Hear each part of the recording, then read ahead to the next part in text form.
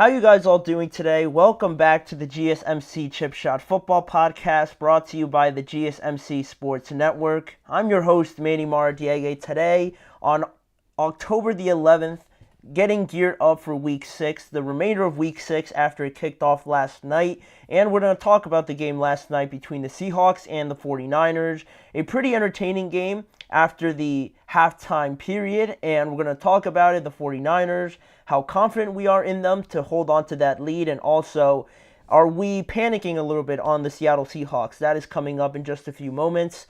Also, we're going to go through the decision by the New York Jets to downgrade Nathaniel Hackett and take him off play calling duties and promote their passing game coordinator, Todd Downing, to those responsibilities, plus some more topics down the line on today's show. Make sure to stick around for that for the remainder of the episode. But before we get started, if you guys weren't aware already, if you guys want to be part of this show, get involved with a question, an opinion, or any comment that you'd like to share, please don't hesitate to do that. We always want to hear your input and insight. It always makes the show better in our opinion, and we thrive off of your energy that you guys bring to the show, making it more interactive. So whether it's a quick comment, question, or opinion you'd like to share, please don't hesitate to share it now with our new Super Chat feature. Just click the $sign at the bottom of the chat box to send in your Super Chat. In this way, it guarantees that your message gets on the air, and it's also a fantastic way to support our channel, and we rely on your support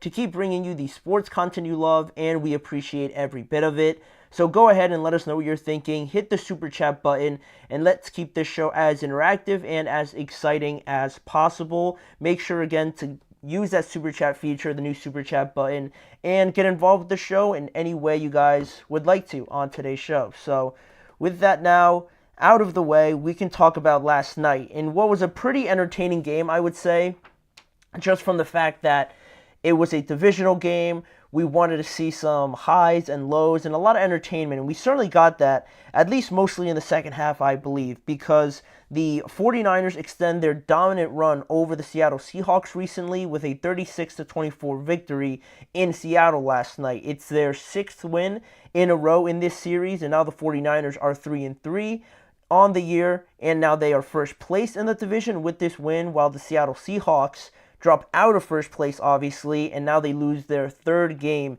in a row, and now are also 3-3 on the season. And San Francisco never trailed in this game, right from start to finish. They were always in the lead, or at least tied for whatever amount of time being. And it was a lot of moments I felt like it was kind of close. You saw the Seahawks kind of get things together, or by some miracle, you looked at that first half, and we're going to get into it.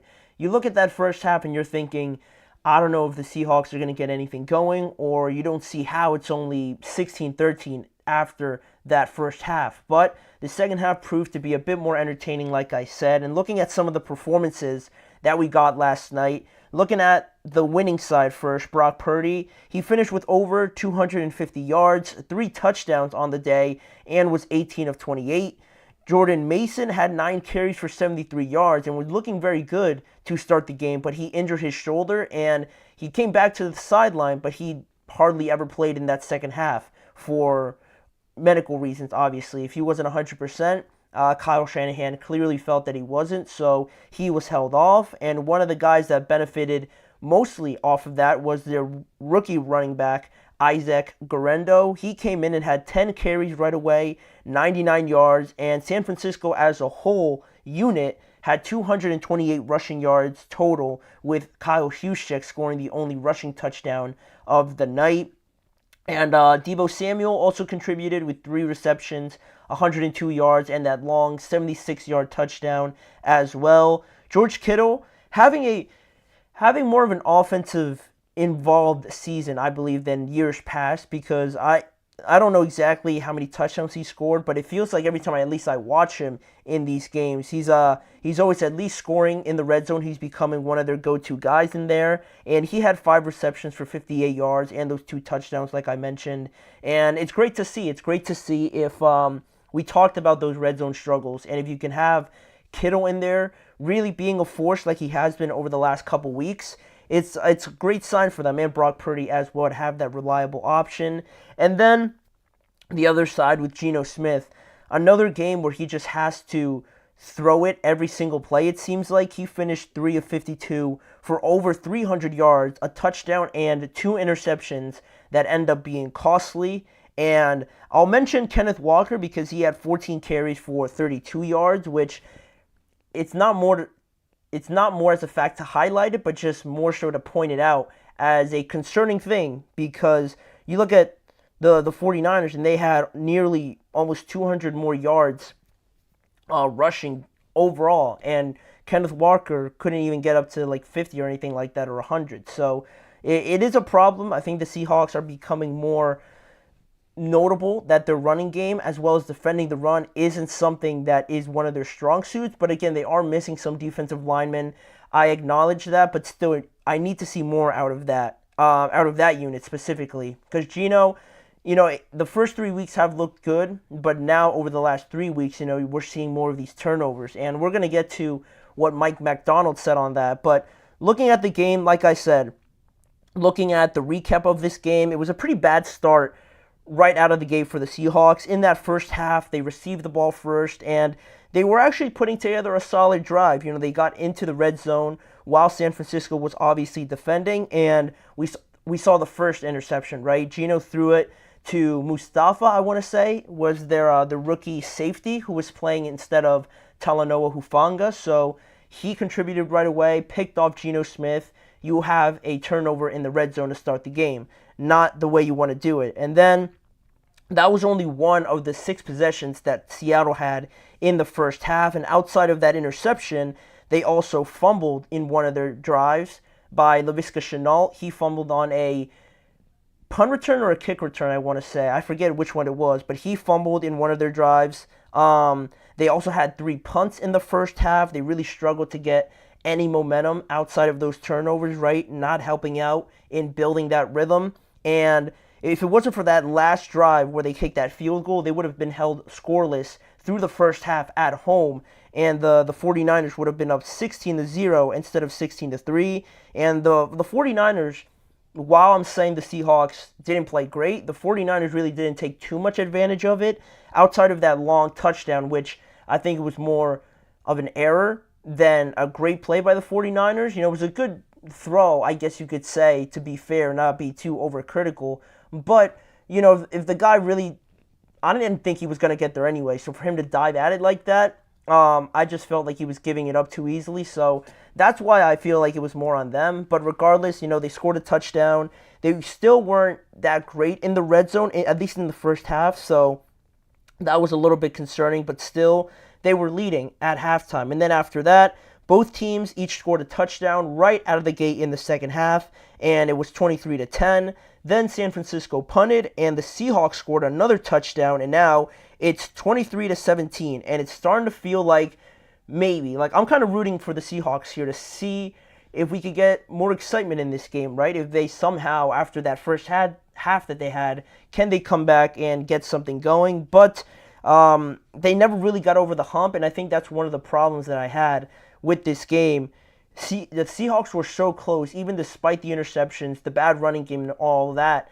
They were still within a score. They had a chance when it was 23-17, like I said, to kind of take the lead there. But it was that killer drive where they were in the red zone again, or actually no, they were starting a drive and they were in their own red zone trying to get out of their own half. And Geno threw another interception to, I want to say, another rookie for the 49ers.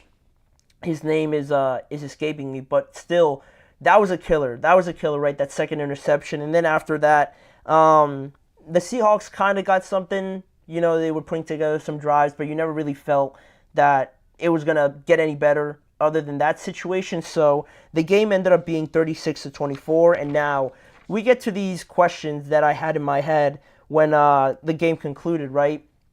The turnovers were a big problem, and right now, after winning 3 in a row and losing 3 in a row for the Seahawks, are you guys willing to sort of, sell that stock you guys had in the Seattle Seahawks? For a lot of people that were really believing in them, me being one of them, after their loss to the Lions, I was thinking, that was a if there was ever such thing as a good loss, that would have been it. You go toe-to-toe pretty much with the Lions, and you come close on the road. Not a lot of teams can say that they do that. But now I'm starting to get, like, my hands are starting to get a little clammy or something like that, right? It is starting to get a bit nerve-wracking with this team. They are 3-3. It's not like they're 1-4 or something like that, but it's not a good sign. And Mike Macdonald, like I said, he mentioned the turnovers being one of their biggest problems. They now lead the NFL with the most giveaways with 10 after last night with 3 more.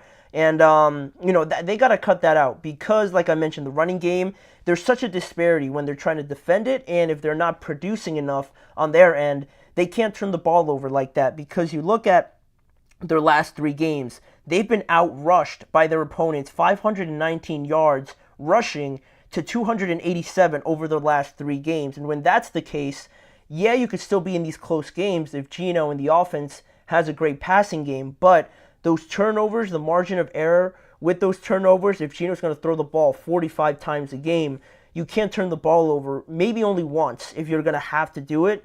No more than that, because then at that point, the rhythm's sort of gone, you become one-dimensional, and then it doesn't help anybody. So because of that, that's where I'm feeling with the Seahawks. I'm a little nervous about them, but I'm not completely selling on them right now. And as for the 49ers, it was a needed win. They certainly wanted to get back to at least 500, obviously, for the caliber of team that they are. But to answer a question like if I think they're going to just run away with the division, I don't think so, because the Cardinals have proven to be a very tough opponent, very stubborn opponent, if you will. The Seahawks are still 3-3. I'm not throwing in the towel on them, obviously.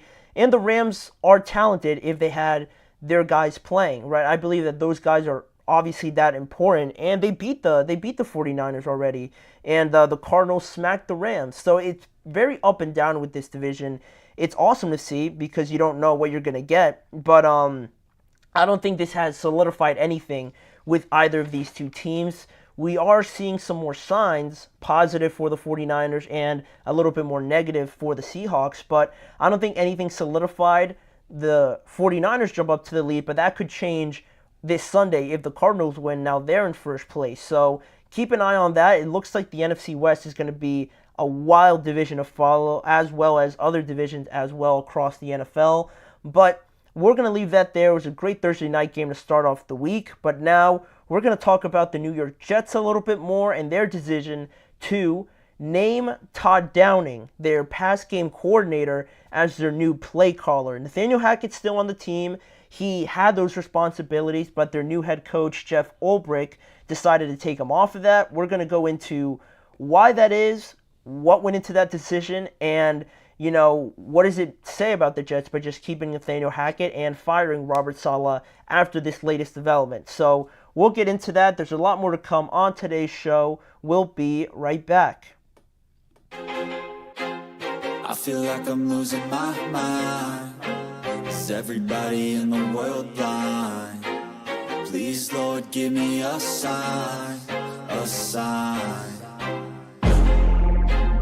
I feel like I'm losing my mind. Is everybody in the world blind?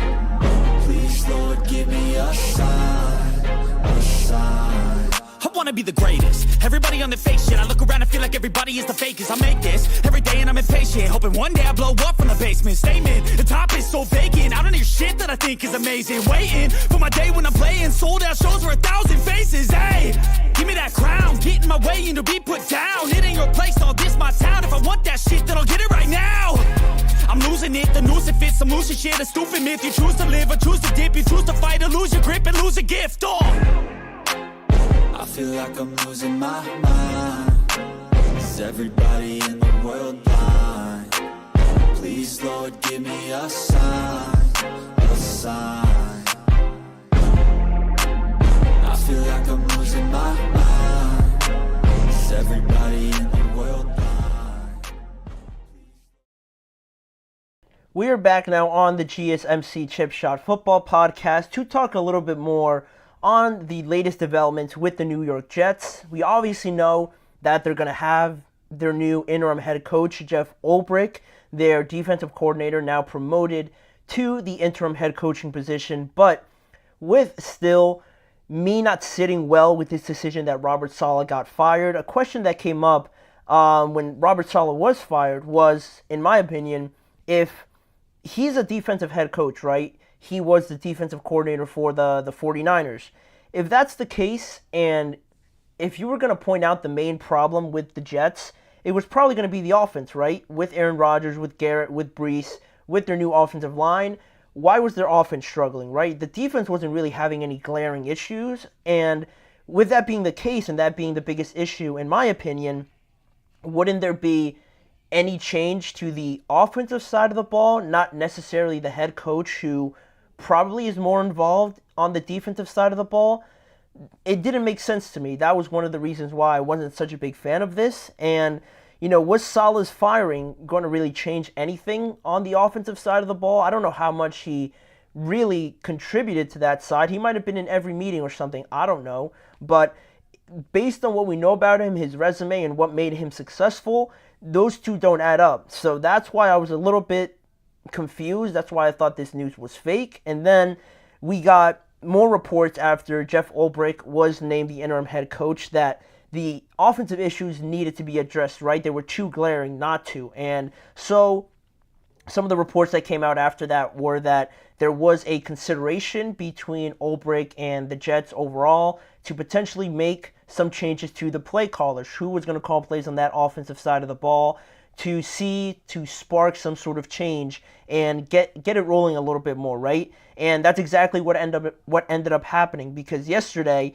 Jeff Ulbrich made the announcement and said that Nathaniel Hackett, their current offensive coordinator, was not going to be the play caller anymore, but rather it was going to be Todd Downing. Their passing game and quarterbacks coach was going to be now responsible with calling these plays for the New York Jets. And it's funny and kind of ironic, because a few reports around Robert Saleh's firing initially sort of mentioned how Robert Saleh already had in mind that he was either going to fire Nathaniel Hackett or was at least thinking about it, and he couldn't get to that chance because Woody Johnson came down, and I'm sure you guys saw the reports that said Robert Saleh was sort of like blindsided by this decision to fire him, and he wasn't expecting it. So, the Jets almost jumped him before he could get to that decision. Whether or not that's true, if he was actually going to fire Nathaniel Hackett, that was what was allegedly going to happen, right, based on these reports.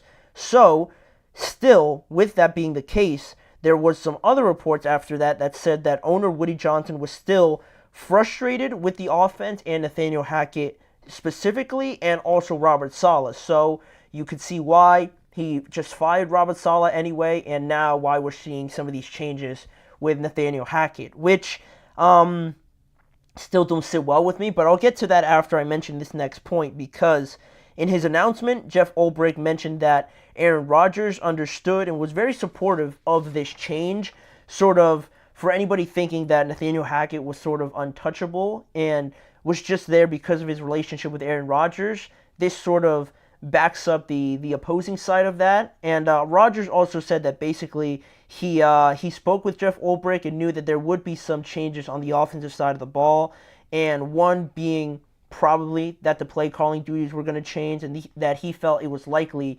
that Jeff Ulbrich was going to go ahead and demote Nathaniel Hackett. So, there is that side of it, and it kind of helps out my point a little bit, because I was going to say I don't believe that Nathaniel Hackett's only there because of Aaron Rodgers, but that would be a lie. That would be too ignorant and naive to say. But what I'm trying to say is that I feel like when it's so obvious like this, and that the offense is so glaringly just needing a bit of help, a bit of just new integration into this offense to kind of spark it a little bit, it feels like it's so obvious to have to change Nathaniel Hackett. And with these reports now that Rodgers was supporting this idea now, I felt like that was appropriate, and that I wouldn't expect anything else from Aaron Rodgers to support Jeff Ulbrich now, instead of just, having his guys back or something like that with Nathaniel Hackett. But still,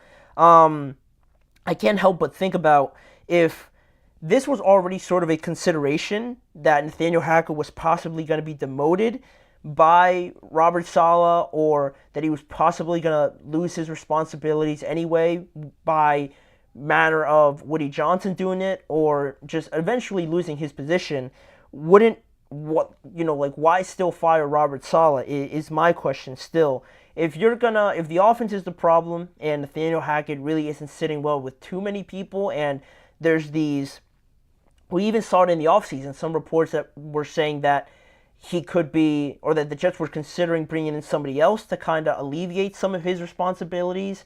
And with that all being the case leading up to the production that we've seen on the field now, why fire Robert Saleh, right? It doesn't make sense to me. If it's just based on the field and what you're seeing on the field is that the offense is really struggling, I don't get why you fire Robert Saleh, right? Unless there is issues behind the scenes, that makes sense, but no one's really said anything like that. Woody Johnson has said that, he's been kind of thinking about this decision for a while now, and he felt that the team needed this. But, based on what Sauce Gardner was saying, obviously one of the players for the Jets, he said in an interview that, if I'm being honest, we're doing it for him still, referring to Robert Saleh, how they're playing for him in a sense, right? Like they weren't necessarily on board with him being fired and almost not understanding it in a way elsewhere as well. And I talked about some reports that said that the defensive players were shocked by this decision, and I can't just ignore the fact of Nathaniel Hackett and also what is he going to do now, right? Because I don't know what his responsibilities are going to be now going forward, but at least Robert Saleh contributed to the defensive aspect of it, right? And him having a great relationship with the players. What is Nathaniel Hackett contributing right now, now that his main duty has been taken away? It makes zero sense to me, because I didn't agree with the firing already, because it has nothing to do with addressing the main issue anyway. It has no correlation really, because Robert Saleh, again, I don't know how involved he was, but his expertise was on the defense, and the defense was playing pretty well. And now the offense, people will say it's run by Hackett, it's run by Aaron Rodgers. You're not going to bench Aaron Rodgers, obviously, right?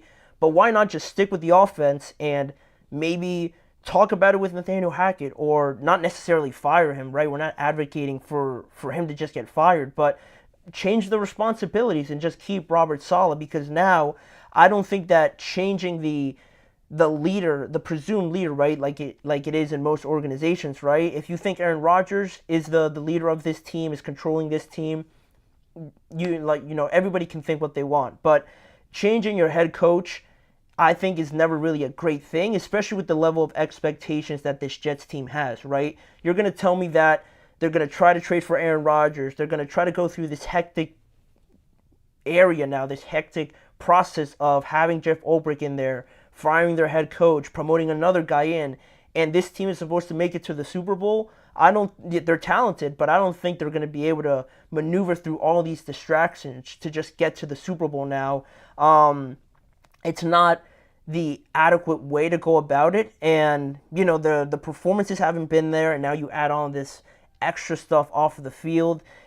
Desperate times call for desperate measures. I do acknowledge that, but it feels like it's too much. It feels like it's too panicked right now. Like the Jets are fumbling everything away right now, trying to resolve everything, but just stumbling over themselves. And I wasn't a fan of the firing, obviously, and so now with this being the decision that is going to happen, Todd Downing, if you didn't know, he is the passing game coordinator and the quarterbacks coach for the Jets, and he was previously the offensive coordinator for the Tennessee Titans in 2021 and 2022, where they made the postseason in 2021. So that's his most recent stint in calling plays or being that high up the totem pole, if you will. And what I want to see from them now is, if Aaron Rodgers is open to this now, I hope he is. He better be, because I want to see Todd Downing really bring a different idea to this offense, right? What would really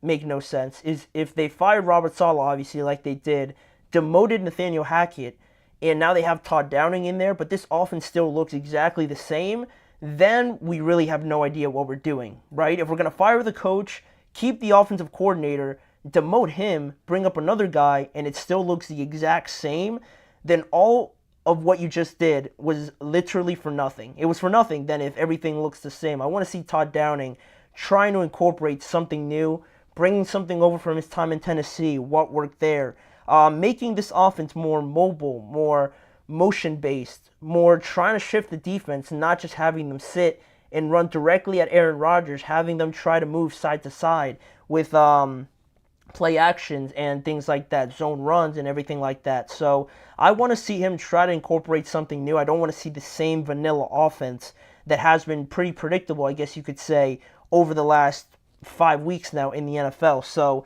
that is what I wanted to say about that and what this move kind of says about Nathaniel Hackett, staying on this team, and what can we expect from this offense going forward, right? Hopefully it looks different. I hope and I need it to look different, not because I'm a fan or anything like that, just because I think the Jets definitely need it to look different. They can't just put out the same product out there, because not only did they go through this entire hassle, but they are still within the reach of the division, which is crazy to say. They're only a game behind of the Bills. So if they win, they're in first place. Wouldn't that be just like the funniest thing out of everything, that they just pop in the first place after everything that happened in this last week? It's still a possibility, so they need to get it going now. They've been very fortunate that the Bills have also dropped these last couple games, so it's going to be a huge game on Monday. Everyone's definitely going to tune into that when we get there, obviously, but for right now, talking about contending teams and being in first place and how that could affect things, we're going to move over to the Houston Texans. Clearly first place in their division, but they've done it without their running back, Joe Mixon, and he could have the potential to play this week after not playing for the last 3 to 4 weeks. And he actually spoke about the injury and really went on a tangent about the player safety around the NFL and how it doesn't add up in his mind. And he had a whole thing to say about it that we're going to break down in the next segment. So we'll be right back after this. Looking for your daily fix of sports talk without having to pay for it? GSMC Sports Network is available on YouTube. Just search GSMC Sports Network. Get your fix of daily sports talk shows on YouTube, absolutely free. NFL, college football, NBA, MLB, MMA, UFC, fantasy football, and so much more. GSMC Sports Network has shows running all day long, with new sports shows starting every 2 hours. Just like on your favorite cable sports channel, except GSMC Sports Network is absolutely free. Just search GSMC Sports Network on YouTube to catch one of your new favorite shows, like the GSMC College Football Podcast, Chip Shot Football Podcast, Hoops and Heels Women's Sports Podcast, GSMC Basketball Podcast, and so many more. Check it out for yourself. GSMC Sports Network, now available on YouTube absolutely free. Search GSMC Sports Network on YouTube right now.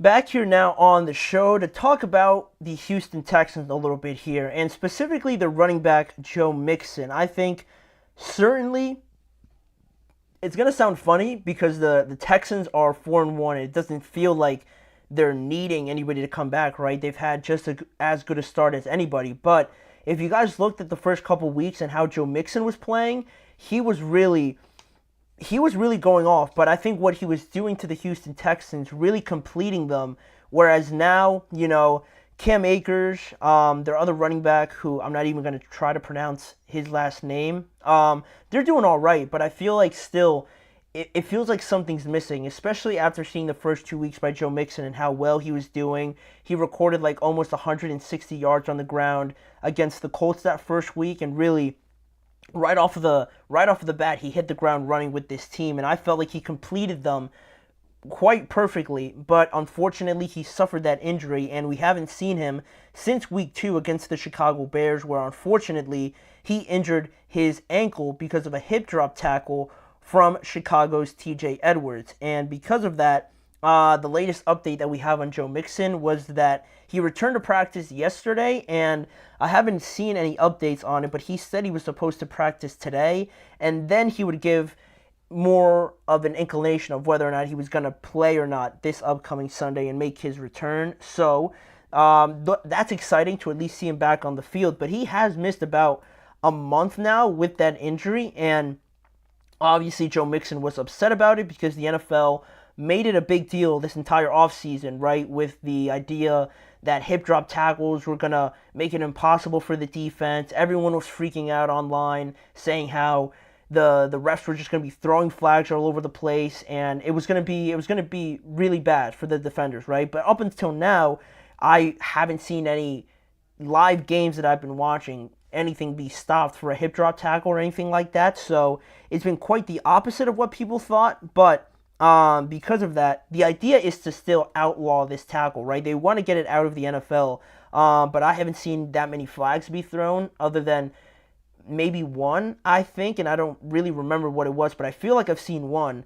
But regardless of that, this one was one of the more obvious ones, and ironically, this tackle by TJ Edwards on Joe Mixon was one of the ones not called. It seemed like the most obvious, but it was not called. Instead, they just fined TJ Edwards $16,000 afterwards, and that's important for a later point that we're going to bring up. But people thought that this was going to be a big deal, like I said, and until right now, we haven't really seen it, completely take over in games, which I think is good. You don't want that, obviously, to happen, but it felt like the refs were going to be a bit more strict about it, or at least call the ones that were obvious, like this one with TJ Edwards and Joe Mixon. And of course, it feels so ironic and so frustrating, you'd imagine, for Joe Mixon, because they made such a big deal out of it, and when the moment comes for you to throw the flag, they don't throw the flag, and Joe Mixon's now sidelined for a month, and TJ Edwards is only fined $16,000.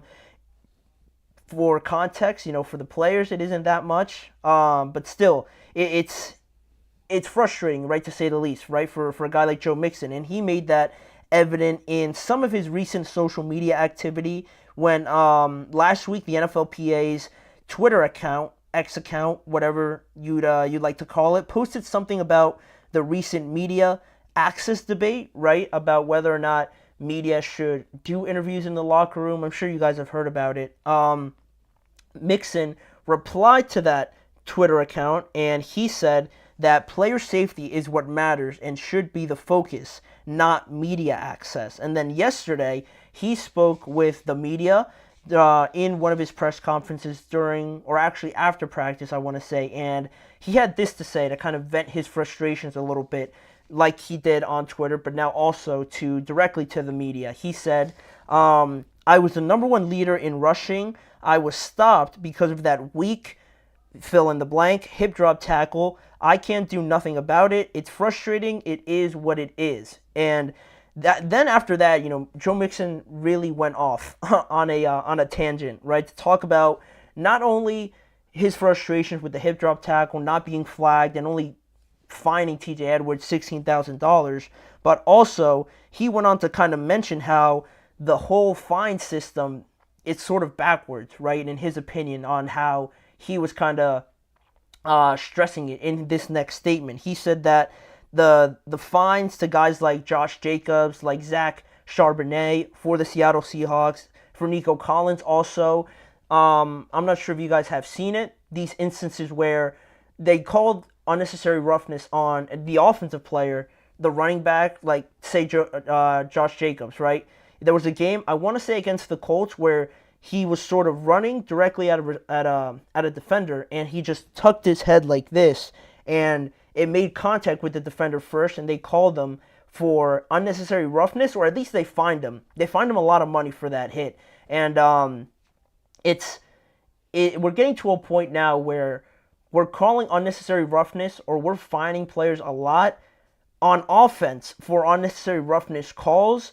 We're entering a new territory now of kind of the level of ridiculousness that this is getting to with some of these calls. And Joe Mixon clearly wasn't a fan of that either, and he went off on a spiel here. If you guys just bear with me here and see what he says. He goes, you got guys out here protecting themselves from hits, and they are getting fined $45,000 and $50,000, and for an illegal hip drop tackle, they're getting fined $16,000 when it's supposed to be an emphasis. It's supposed to be taken out of the game. And so obviously the priorities ain't right with what's going on. And I would agree with him. The question of, is he making sense? Is this a valid point to have now? And is it something worth talking about with not just the hip drop tackles and the player safety, but also the idea of the amount of flags that we're seeing? I feel like, because it's not only the fines and not calling the hip drop tackles, it's the idea of everything else around it, right? The context with what it comes with. Because I'm seeing NFL players being fined, being, not ridiculed, but, being called out, I guess, by the NFL by these fines. Like Alan Lazard, right? He had his first down celebration. He was kind of like pointing like this or something, kind of signaling a first down. And it's resembled, like a gun, I guess you could say. A firearm, if you will. And they fined him a lot of money for that. And it seems so, ridiculous that the priorities, like Joe Mixon says, right? They're really focusing and trying to lock down these celebrations, right, that resemble firearms or that look like someone shooting something like a gun with their hands or something like that, or a bow and arrow or something like that. Any weapon-like thing. It feels like the NFL are really to the T on trying to take that out of the game. And I understand if it's so obvious, throw the flag, fine them, whatever you want. But if it's, I don't think it should be that overblown, right? They've got to chill a little bit with some of these flags. And if they do find them, I don't think it should be anywhere near what we're seeing for that hip drop tackle, right? Because now we're talking about the context and how they relate. If a hip drop tackle is $16,000, and that's a big problem, right? Because you need these players to be healthy, obviously, right? Not being injured by these sort of tackles. That should be one of the highest fines probably in, their fine system, right? Not $16,000. And then for other guys, like we mentioned with Josh Jacobs and Zach Charbonnet and Nico Collins, bracing themselves as a natural reaction, as a natural instinct to potentially a big hit from a defender, and they're the ones getting called for unnecessary roughness or getting fined $50,000, it shouldn't be that big of a difference, first of all. And if anything, it shouldn't really be called at all or fined at all, finable offense at all. To compare that to the hip drop tackle and have it be $30,000 more for, bracing yourself for a big hit, that makes no sense, and it feels like it's backwards to me.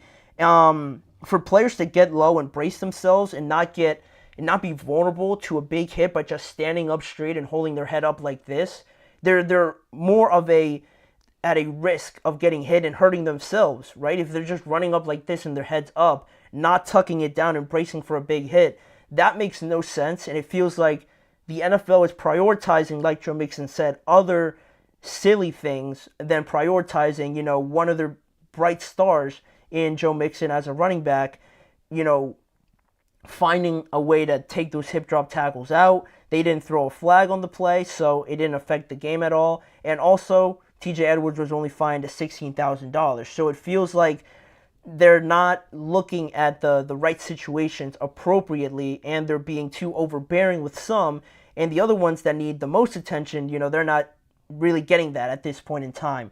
And, that it seems like not a lot of people are talking about it too much. It's always about the celebrations, which seems pretty ridiculous. And the media access one is interesting. That one I would disagree with, but, I think this one's a bigger one that Joe Mixon, I would say that he is right. And it feels like the NFL is hovering and just trying to find these guys some way, shape, or form to fine them for silly things like celebrations, which, again, if they're too over the top, then yeah, it makes sense. But if they're barely anything, or if they could be interpreted any which way, don't make it seem like they're shooting a firearm or something like that. It's not a case of they should be allowed to do anything, but come on, we gotta reel it in a little bit more if you're the NFL, and maybe pay attention to some of these hip drop tackles or anything like that. We don't want it to be overbearing as well. Let's find a happy medium here with these calls and the player safety and things like that. I thought Joe Mixon made a very good point, and in comparing those two finable offenses. And it seems backwards to me, honestly, that he was hurt, nothing really came about it, and he's had to miss a month where, like he said, he was leading the NFL in rushing and could have been on his way to one of the best years of his career. He still could do that, but it's a month removed now. So it's unfortunate. Hopefully he comes back and plays this week and we can see him back out there on the field. But that was something I wanted to highlight because it was certainly interesting to me how he brought that up.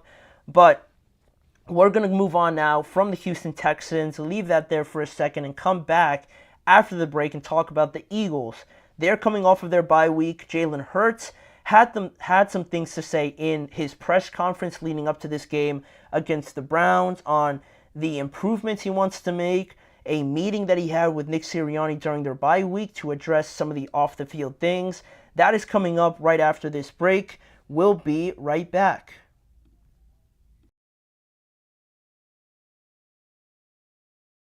For the best and latest podcasts available anywhere, go to the podcast app on your cell phone and type in GSMC to access free content-rich podcasts on health and wellness, book reviews, sports, entertainment, relationships, social media, movies, technology, finance, and even weird news. Subscribe and download the GSMC Podcast Network's family of shows, available everywhere podcasts are found.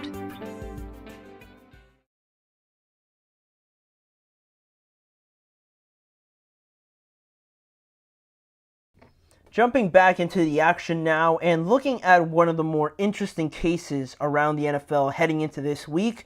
We highlighted this matchup yesterday between the Eagles and the Cleveland Browns, and specifically Jalen Hurts and Deshaun Watson, two quarterbacks that have received a lot of criticism this year. And I mentioned their bye weeks in the discussion yesterday, or at least the Eagles' bye week, right? I'm usually not a fan of the early bye weeks this early in the season, week 5, and then to have, what's the math on that? 11 to 12 more weeks after that to play back to back to back to back, right? etc. I'm usually not a fan of that because it feels like it's too much heading into the playoffs to ramp it up even more after all those string of games.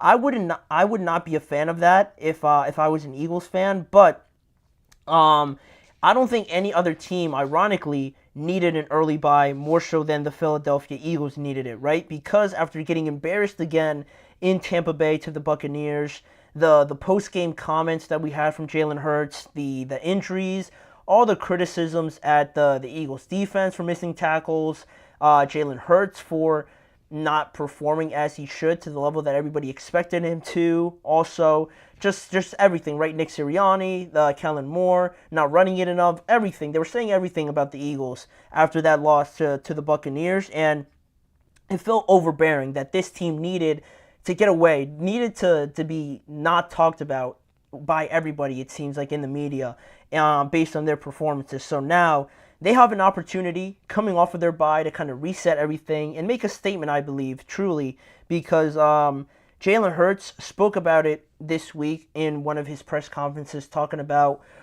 improving, and he wasn't looking further than anybody but himself on what needs to improve and what needs to change. And I thought he had a couple interesting quotes here that I wanted to share with you guys, talking about, obviously improving not only just this team, but himself. The first thing he said was, I think it starts with me in terms of us playing clean football.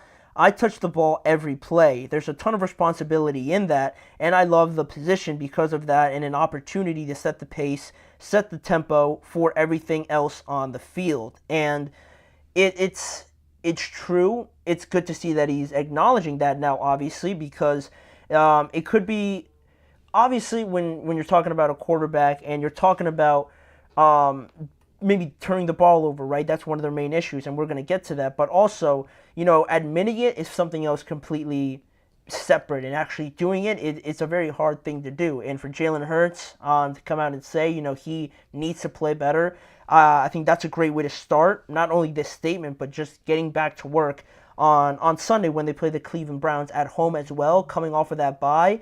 It's going to be a great opportunity for them to really get things going for themselves. And it's funny that he mentioned the pace in this statement, right? He mentioned setting the pace, setting the tempo for everything else on the field. And that's something that I didn't know was so poor for the Eagles, right? For Jalen Hurts to obviously say it, I'm sure he didn't mean it directly, but anyway, it is something that they desperately need to get better, because the Eagles are last in first quarter yards per game in the entire NFL. They're dead last in that category. The amount of yards they average in just the first quarter, they're averaging 44 yards in the first quarter so far through 4 games in their season. And their third down conversion percentage in the first quarter is an abysmal 11%. So they're not getting anything from that first quarter, right? They're not doing anything good whatsoever. The last game, not really running it at all. Now their third down conversion throughout all 4 games is really bad to start. Their yards per quarter, I guess you could say, in the first quarter is really bad as well. So when they step on the field, they're not stepping on the field with the right foot at all, to say the least. So that needs to change. They need to change that pace, obviously, to get going faster and not be down a touchdown or just be down in general starting the second quarter, right? You want to avoid that as much as possible. And to that point, they're the only team in the NFL to not have scored a single point in the first quarter yet, which is nuts. Not even, I always think it's mind-blowing when teams haven't scored a touchdown in their first drive. But then when you really think about it, that's a little bit harder, right? To get together a whole drive and, to actually score a touchdown in your first drive of a game. It's not as easy. Some teams make it look that easy, but it's not as easy as, scoring a single point in the first quarter. You've been held to 0 in the first quarter each and every game is a problem. For how talented this team is, that can't happen at all. To not even score a field goal is insane. So that obviously needs to change. And that's a reason why against Tampa Bay, I couldn't understand for the life of me why Saquon was getting his 3rd or 4th touch of the game in that second quarter. Insane that statement, right? Especially because you have no Devontae Smith, no A.J. Brown. I know Kellen Moore's calling the plays, and I don't know if that's directly what they wanted to do, but that's another thing that can't happen, right? You have Saquon. Even when you have Devontae Smith and A.J. Brown, in my opinion, he should touch the ball before, I would even say before any of the other guys touch the ball. I would give him the ball at least 3 to 4 times first, and then I would throw my first pass. That's how I think they should do it in a couple of these games. But then for not to have Devontae and A.J. Brown, and you're still throwing it and not giving him the ball, what are we doing? What are we doing with that sort of idea heading into this game against Tampa Bay?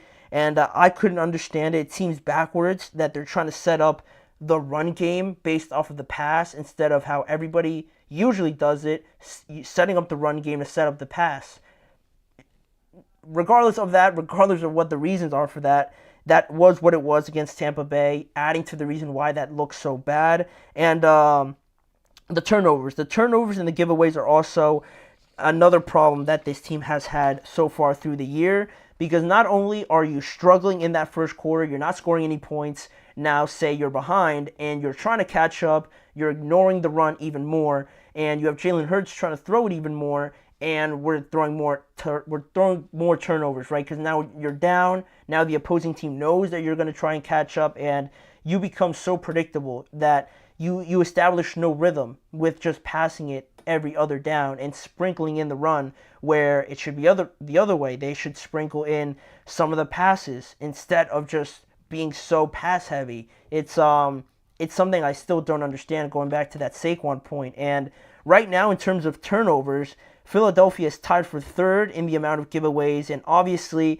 it's frustrating, and it seems like it carries over to the post game conferences, right? When you hear Jalen Hurts make a comment like with Nick Sirianni and how they try to address the team's struggles over the break, and all he says is, "We have our moments," right? And that quote seems to have been addressed based on what Jalen Hurts said in his next statement when he mentioned Nick Sirianni. He said, I'm happy and fortunate that we were able to come together in harmony and have the same goal in mind and try to get this thing right.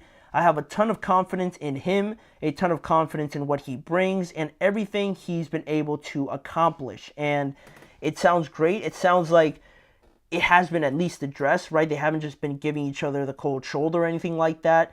They've been proactive in trying to change this for the better of the entire team, right? And that obviously needed to happen. You couldn't have this dynamic between a quarterback and a head coach going forward.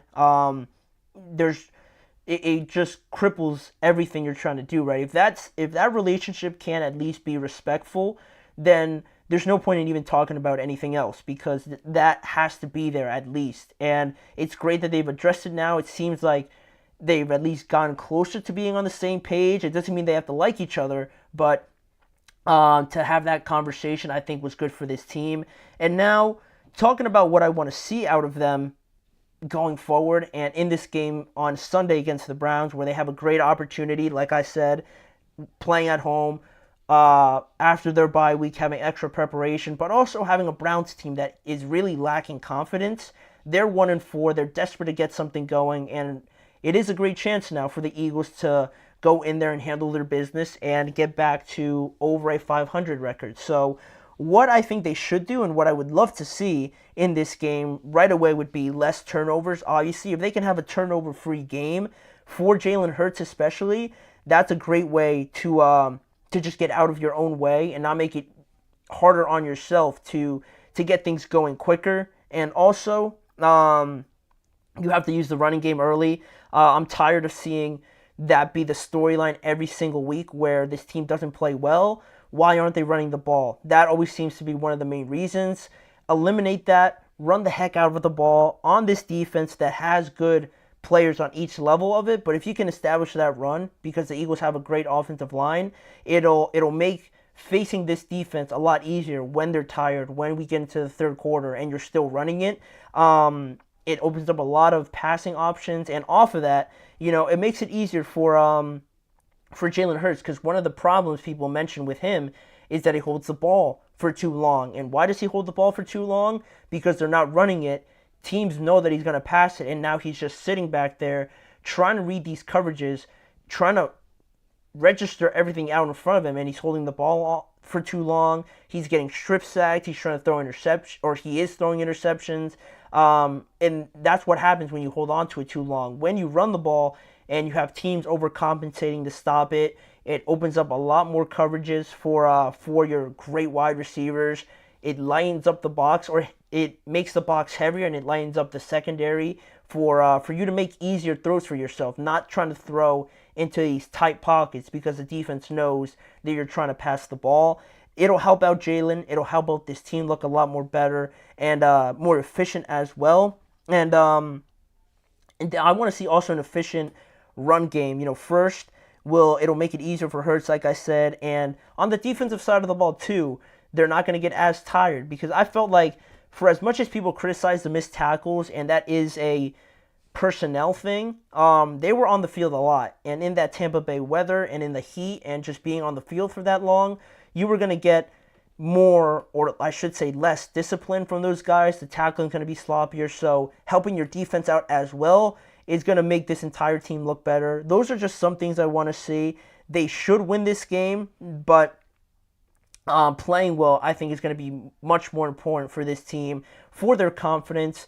Getting A.J. Brown back, Devontae Smith, and those guys contributing should be a great game for them, hopefully, on Sunday to get this thing going again. Because like a lot of teams, they haven't looked necessarily great, but they're right there within the division, right?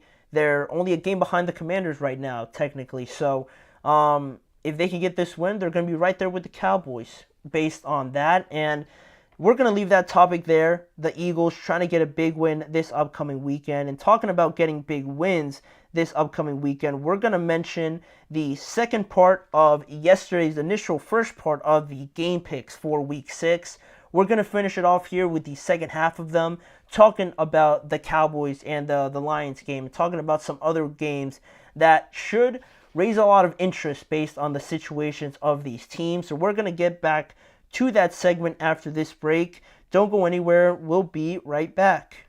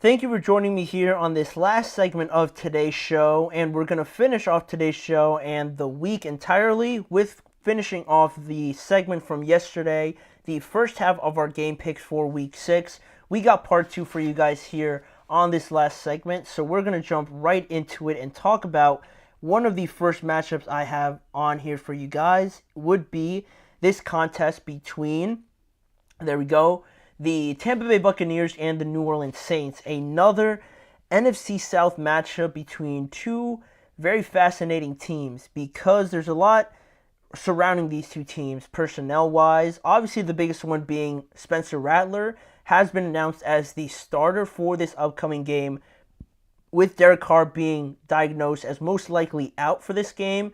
The injury designation, from my understanding, doesn't have him ruled out yet, but the initial reports said that he was going to miss a couple weeks. So because of that, Spencer Rattler was announced as the starter, and head coach Dennis Allen announced that this week instead of their backup quarterback last week.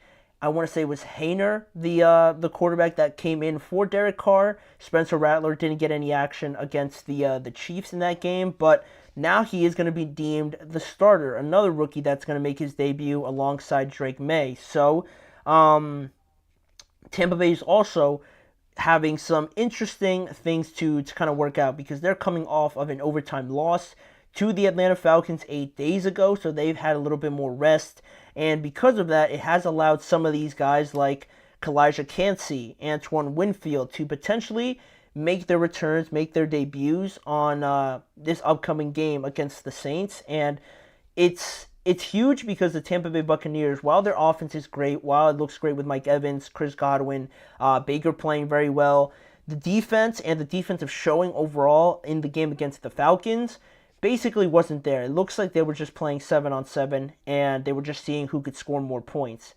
That's how bad they were missing Kalijah Kancey, how bad they were missing Antoine Winfield, and now if they could have them back for this week, it's going to make a big difference, and definitely going forward, having those guys back is going to be huge. So for this game, I got to go with Tampa Bay. It's going to be in New Orleans. That's going to help Spencer Rattler a little bit more, but for a rookie quarterback to come in with a team that's on a 3-game losing streak, and I don't know if the Saints can just simply keep up with this Tampa Bay Buccaneers offense, which I know it's probably going to be firing on all cylinders after the loss that they had last week. They definitely felt that they should have won. I feel like they're going to come out firing, and I just feel like it's a lot. It's a lot to ask for Spencer Rattler in his first game. So I'm going to go with the Buccaneers to win this contest over the Saints.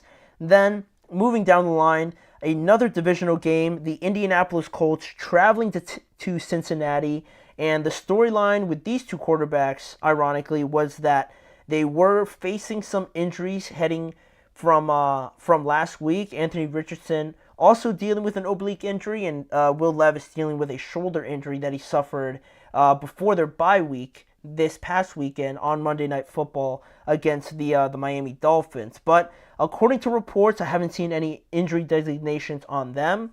They should be ready to go by this week's game, and it's two quarterbacks that definitely not need to get, or Will Levis needs to get it going, certainly, but Anthony Richardson, he has been part of a great performance in that game against Houston. They didn't win, but he wowed everybody with those throws that he was making. So we've seen some good, we've seen some bad, like the Packers game as well. So it's a game where he just needs to find his bearings a little bit. He needs to kind of slow down and really analyze things a little bit better and not be so frantic, right? Because I feel with Joe Flacco, this team with Joe Flacco felt a lot more under control. And Ashley, welcome to the show. Can the Seahawks win? If you mean like the division, if you mean the division, I think that they can. They already played last night, though, and they lost in a great game, but they lost last night. So if you're referring to the division, I certainly think so. They're pretty much tied for first place, and they've shown some good potential. So if you're referring to the division, I certainly think that they can win it. Also, the division, certainly. The division, they can certainly win it. If they could just cut down on the turnovers a little bit more over the last couple weeks, they're certainly in the race. I'm not ruling them out completely whatsoever. But in this game with the Colts and the Titans, this is my first time on your live. Hopefully you can stay here and join us each and every weekday. But with this game, the Colts, the Titans, there are some injuries to look out for as well, because the Colts wide receiver Michael Pittman looks to be set to be out for a couple of weeks, so that's a big miss there. And for the Titans, they're also dealing with some injuries just carrying over from past couple weeks, so those are things to monitor. And Indianapolis is now also 0-2 in the AFC South, and they can't afford another loss also. So it's the first divisional game for Tennessee as well, and it's a difficult one. It's a difficult one because with the divisional games, it's so hard to pick one, and I think for certain divisions it makes it even harder as well. Because these two teams are so similar in a way that the offense can show you something one week, but then other times there's a lot more deficiencies. So with this game, me not being sold entirely with Anthony Richardson yet, and also not Will Levis, to be fair, either. There's probably not going to be a Jonathan Taylor in this game either. I'm going to go with the Titans because it is their first divisional game, and I think coming off of that bye, they should be looking a bit better. Ashley, will you have the Chiefs game live next Sunday? We actually, like the weekends, we don't do any of the live shows, but that could be something we could try, I'm sure, at some point in the NFL season. I'm sure doing like a live, well, we can't show the games actually, so I take that back. We can't show the lives on here.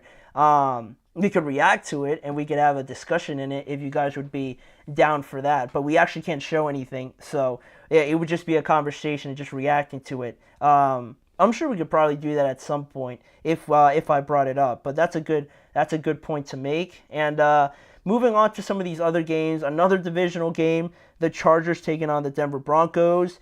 Defense with both of these two. Both have two of the most, I think, pesky and annoying defenses, and I don't think anyone should be surprised because of who the coaches are. And it's a good thing. I say it as a good thing because it's great to have those defenses, right? It's been huge for them in a lot of these games. So Jim Harbaugh going up against Sean Payton, two of the most experienced guys, experienced football minds in the NFL. It's a tough one to call again because Denver, coming off of their best performance on offense, the Chargers are coming off of a bye, so they should have a lot more of their guys available to them. Denver has more passing attributes, some more things that I like about their passing game, but Los Angeles has the run game, which I think is better. So it's really hard to pick one. It's hard to pick one because both defenses are great as well. But I think I'm going to go with the Chargers because I feel like they're a bit more advanced, a bit more mature, right, with where they are. Because Bo Nix, obviously a rookie, I think they're still trying to find what makes him great and what they can do to help him out as much as possible, where the Chargers with Justin Herbert, it's a little bit more established. I find more confidence in that, so I'm going to go with them. I think the Chargers take this one on the road. And also, now moving on to the other side, one of the more intriguing games of the entire week. Like I said, I think the best game is going to be the Commanders and the Ravens, but this game is right up there as well because this is a rematch of last year's great game but very controversial game in Dallas once again, where I'm sure you guys remember the offensive lineman for the Lions said he registered as being eligible, as an eligible receiver, but then when he caught the touchdown, the referee waved it off and said that he actually didn't report, and it was made such a big mess. The Lions tried to go for it again. They failed. They tried to score. They failed on multiple 2-point attempts, and then it just got like crazy after that point, and it just felt like they were doing too much with it. And now I'm sure both of these two teams definitely remember that, and especially for the Lions, they'd like to get some revenge on the Cowboys as well. And it was just a crazy game last year, and now looking at it this year, the Cowboys are still even more banged up than they were at the beginning of last week. And I don't think this is just a good matchup overall, because the Lions are the epitome of what you don't want to see the Dallas Cowboys playing, right? A great offensive line, a very good running team. You know, they thought they were going to see that with the Steelers, but they haven't really been that. The Lions are the epitome of that, you know, in your face, bullying you, moving you out of the way while their two running backs have like 6 carries in a row down the field, just right down your throat. And I think in Dallas, the Lions coming off of a bye as well, I think it doesn't really bode well for the Cowboys. And they got the win last week. It was much needed because I don't think they have any chance in winning this game. So we're going to go with the Lions. The Cowboys fall to 500 again, and it's not going to get any easier going forward. Then the last 2 games here, we're going to go through them pretty quickly. The Falcons, probably going to beat the Panthers. I don't think that's much of a discussion. They're hitting their stride. The Panthers still stuck in a loop. And the last game, the Bengals and the Giants. I kind of struggled this morning picking a winner, but Malik Neighbors isn't going to play again. And the Bengals, while the Giants have been impressive, and they certainly impressed everybody winning last week, I can't think that they were just going to beat the Bengals. They got a lot out of Daniel Jones in their last game, and that was great to see. But I think now, I think with this Cincinnati offense and defense, right, I believe that Cincinnati will get to Daniel Jones a lot more. Like, the pass rush is going to get to Daniel Jones a lot more than Seattle was going to be able to.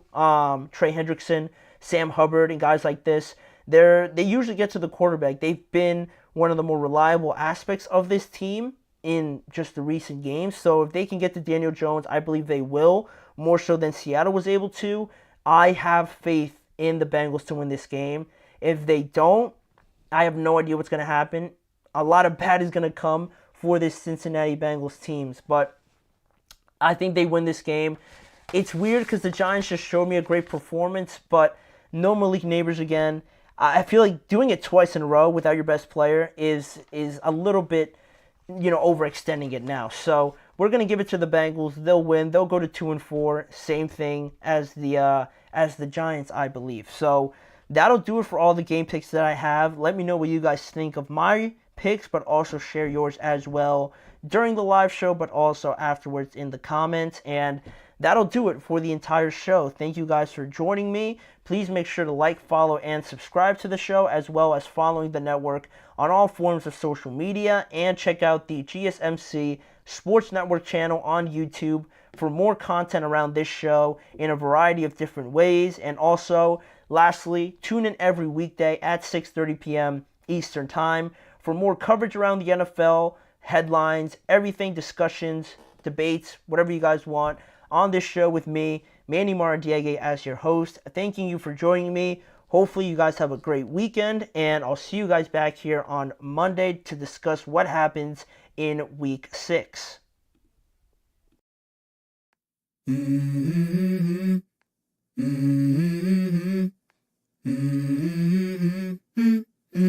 Let's go. I wake up to a little bit of drool on my pillow, feel like it's gonna be a bad day. Yeah, I'm tired of shit, and the coffee ain't hit yet, damn.